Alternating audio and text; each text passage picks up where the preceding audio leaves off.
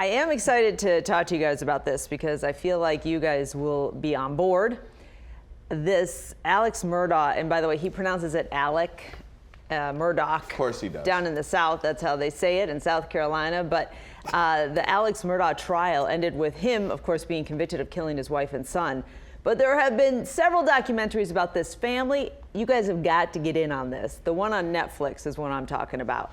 It is an incredible 3-part look at murder and crime. One very powerful family. Like, you can't believe this stuff is true. But I started it, but yeah. Let me just I'm going to run through it, try and explain it real quick. Okay. First of all, the most current information is the death of Stephen Smith. That's a 19-year-old. He was found dead on a South Carolina road in 2015.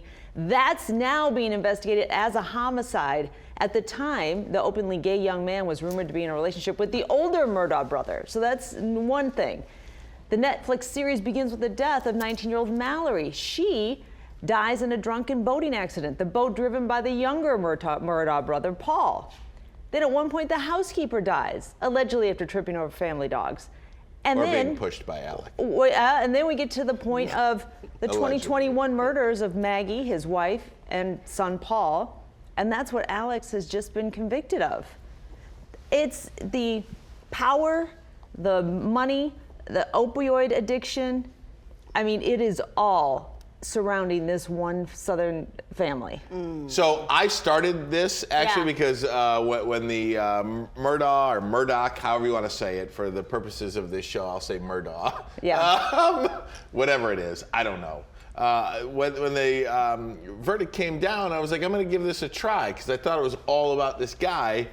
And then it was about these kids early on, and I'm like, oh, I don't care about these kids. So I turned it off, but it's all the same family. Yeah. All the same family. I see, but same for me. I had heard it was really good. I was getting ready to watch it, and then that day the verdict came down. So now that I know how it ends, I'm not interested in seeing it anymore. Oh, you are though. You are interested. Oh, I thought you were high five. Oh, I'll give you a high five too, but question. I was so excited. I thought it was a high five too. Dang. Have you ever seen the movie The Titanic? Yes, it's not the same. It's not the thing. You know how it ended though. Not the same. No, I'm telling you, you know guys. how it ended. And hashtag the 9 if you guys watch this documentary and you think it is worth a watch, even though you know.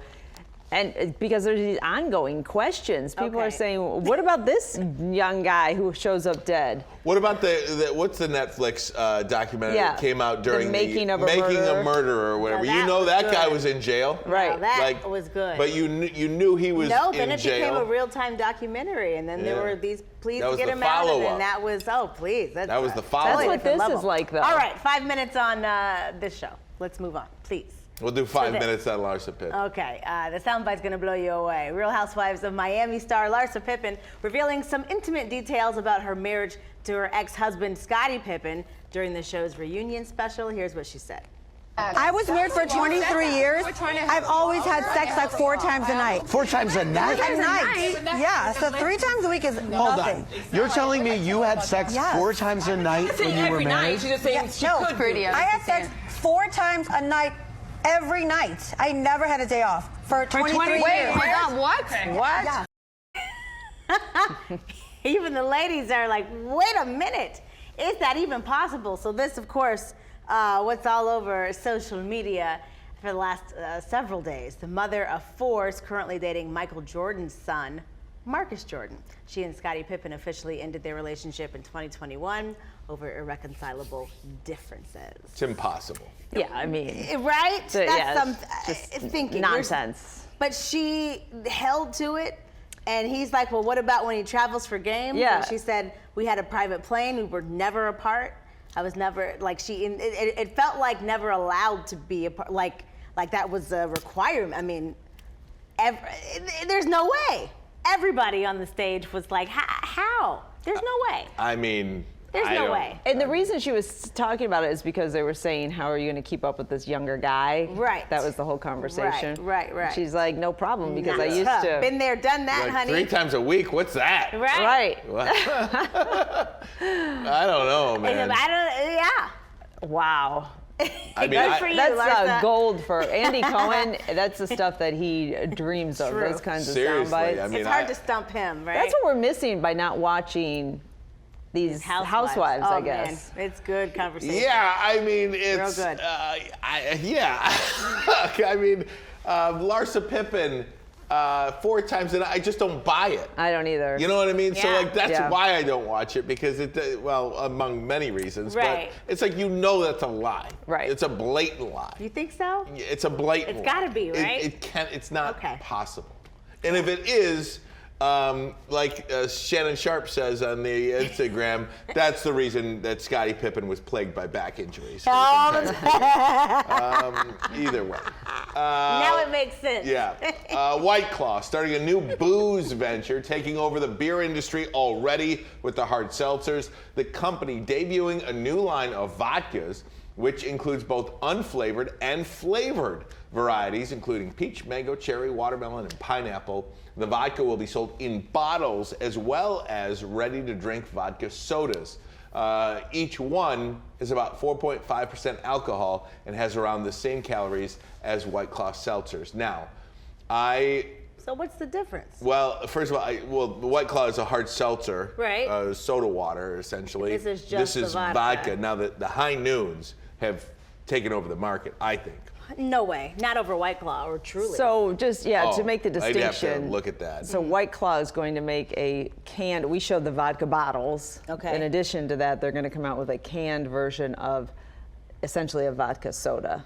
I'll tell you. But isn't that what White Claw is? No, it's not No? vodka. It's a, hard seltzer. I don't know how to describe it. I don't It's know like what the alcohol, it's not Oh, vodka. it's not vodka Yeah. in the White Claws. Yeah. Okay. Yeah. That's where the High Well, why is Noon it only came in. 4.5% or whatever? That's a lot Yeah. for, It should be more. Well, and that's where you well, can. that's why people boost it sometimes. Well, and they wouldn't have to boost it if it was more than 4.5. But But that's what you 4.5, that's like a well. beer. It should be like 8%. That's what the Mike's Hard Lemonades are. I have, you can call me whatever you want. I have transitioned to the White Claw and the High Noon. I love the High Noon. I think he likes High Noons, Dina. But that's where this is. That's why they're Right. taking They're this trying on. to compete. Yeah. They're trying to I'll compete tell you with what High their Noon. flavor. I'll Yeah. tell you the market. I like the cherry. black cherry. I knew it. I knew you were a black cherry guy. That's only black cherry. You know what they say. I'll tell you the market that they're trying to appeal to are these college kids. The flavored, I'm not a big flavored vodka person. I don't think I'm going to buy any White Claw or, raspberry vodka. I don't know. But these college kids, that's where you line up all the flavors of vodka, whether you like it or not. That's who's loves it. And Ryan. I'll tell you, I love them because even when you have people over, it's way easier to go to the fridge or open the cooler and grab a High Noon or a White Claw than somebody getting a glass, putting ice in it, pouring this Shaking a bottle, drink. doing this, doing all of that. Yeah. It takes all that out of it. Who's got that time? People want ease You're these right. days. Give me more White Claws. And You're not making craft. No one's making craft Nobody's cocktails. making craft cocktails. Who's got time for Nobody's that? south of 50. Yeah. Nobody's south of 50 is making a craft cocktail. Yeah. To keep it in the fridge or not in the fridge? That's the question many are arguing when it comes to peanut butter. You probably have been to somebody's house and they go to refrigerate something, whether it's bread, butter, peanut butter, whatever the case may be. What's in the pantry? So I'll ask you ladies, are you a refrigerated bread person or butter or whatever? Because a new poll says 13% of people insist that peanut butter must be kept in the fridge. Yeah, that seems strange to me. 90% of people agree that Psychopaths. mayonnaise, eggs, and pesto belong in the fridge. Yeah. Yes. Pickles, mustard, fridge. Oh. Do they? I am all over the pickles, mustard, and ketchup in the fridge. Ooh. Absolutely. I think it tastes better. It But absolutely do the pickles does. go bad if you don't? No. No. They're sitting in all that 'Cause they're in vinegar that- and yeah, stuff, right? Right. Yeah. No. Just checking. So where are you on this? Peanut butter cannot go in the fridge. It's like serial killers and Derek Cover are the only people who I Yeah. think Makes sense. apply by that. Because it's We not keep showing this spreadable goober anymore. video. It's making me laugh. Does anybody buy that goober? Nobody buys it. Okay. Yeah. So what else? Peanut butter not in the fridge. Butter, I do like a good soft butter, but we keep it in the fridge. Yeah. We keep butter in the fridge. Yeah. We keep bread in the fridge. No.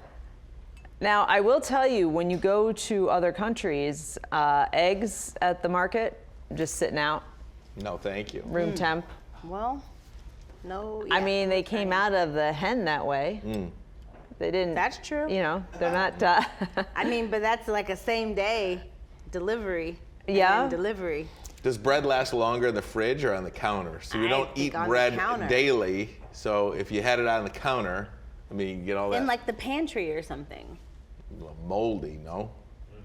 Not, mine has Hey, not Derek Cameron's molded. giving me that yes, you are correct Okay, look. well, what do you guys think? Let us know. There are certain breads you can buy that it can sit in the pantry for 6 weeks and there's not a speck of mold. And you're like, what chemical is in this bread? Because if you buy a good fresh loaf of bread from a Right. bakery, I'm talking it goes about, like, bad pretty quickly. Kroger. I'm talking about Kroger brand. Top of the line, premium. Yeah, just Premium Kroger slices. white bread. Premium slices. Hold the meat. All right, tell us Just what you hold it. think. Just- Weigh in, #the9. 15 grain.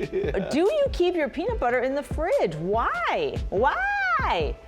And any good shows, any good documentaries, anything you want to talk about?